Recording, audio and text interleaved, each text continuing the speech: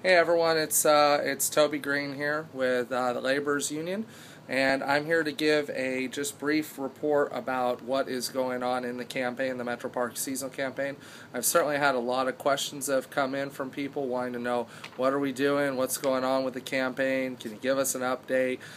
Sometimes things happen, and when you're a union organizer or a union, you have to really take a moment, pause, and reflect and find out really how you feel about something. So I wanted to make sure that we are clear on what we want to do before I send out updates and that sort of thing. So in my hand is a letter that's going to be going over to the Metro Human Resources Department, and in this letter it gives a full kind of explanation of where we stand. Basically, we had a meeting about a week and a half ago with representatives from the Metro HR department, and I would characterize that meeting as tense.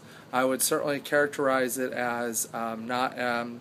It was productive in some areas, but it didn't get us to where we wanted to be, which was, as you know, if you've written in letters and everything like that, we have wanted to get voluntary union recognition out of Metro.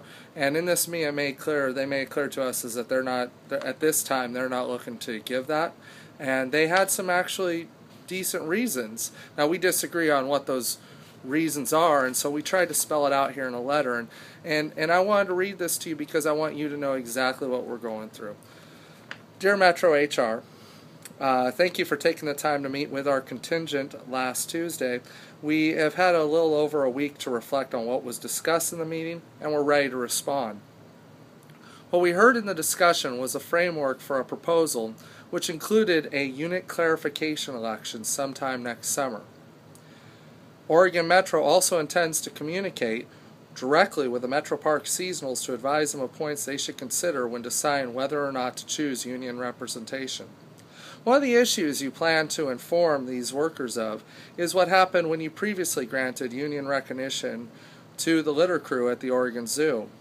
Some of the litter crew workers received essentially a 6% wage cut in take-home pay when the 6% PERS contribution was implemented. From our perspective, Oregon Metro successfully punished the litter crew for organizing as union members by forcing them into the 6% PERS contribution without first discussing with the union the ramifications of implementing this provision of the contract. We understand Metro's intentions in communicating directly with the Metro Park Seasonals about the potential outcomes of joining our local to be anti-union. The threat to the Metro Park Seasonals is clear. If you organize, you will take a cut in your paycheck just like the litter crew. Therefore, LIUNA 483 cannot, in good conscience, go forward with accepting the framework for unit clarification as outlined in this meeting. We reiterate our desire for voluntary union recognition. Furthermore, we cannot advocate moving these workers into a contract that includes a 6% penalty, essentially just for joining the union. Once recognition is granted, we can work on solutions that should be a benefit to all parties. We see two potential solutions to the PERS issue as it relates to the Metro Park Seasonals. The first is that Oregon Metro should bargain with the union around the applicability of the 6% PERS contribution and its impact on temporary workers. The second is that if the union and Oregon Metro cannot come to an agreement around this provision, then the organization should accept moving these workers into a separate contract altogether. In closing, we thank you for your dialogue on this important matter.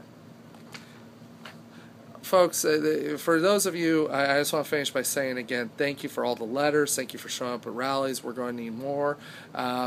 We have a chance to do some incredible things. August 30th, I am going to go before Metro Council. Now, I'm not going to be bringing this letter necessarily with me. I want to make a point, though, and I'm coming there to make a point, which is that these workers, we got to keep in mind of what they're facing. You've seen Jan talk about it in the past. You've seen other people talk about it. They're facing the fact that they have no job guarantee. They're in one of the worst economic environments to be unemployed. They're going to all be unemployed in about a month and a half, and all they're asking for is just to be organized.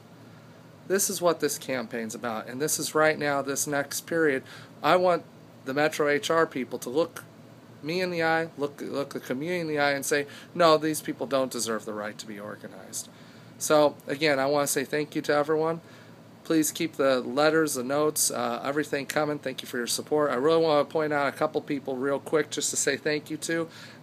Can't say thank you to everyone, but I really want to say thank you first and foremost to Greg. You're doing incredible. Thank you, Greg. I want to say thank you to Judith, who has just been just a saint in really spreading the word. Mark, you've been just an incredible rock of support, of course, to everybody in the 483 world for all the love and support that you've given these seasonals during this campaign. Let's keep up the fight. Let's get this thing done, and let's get a win for our community. Thanks, everyone.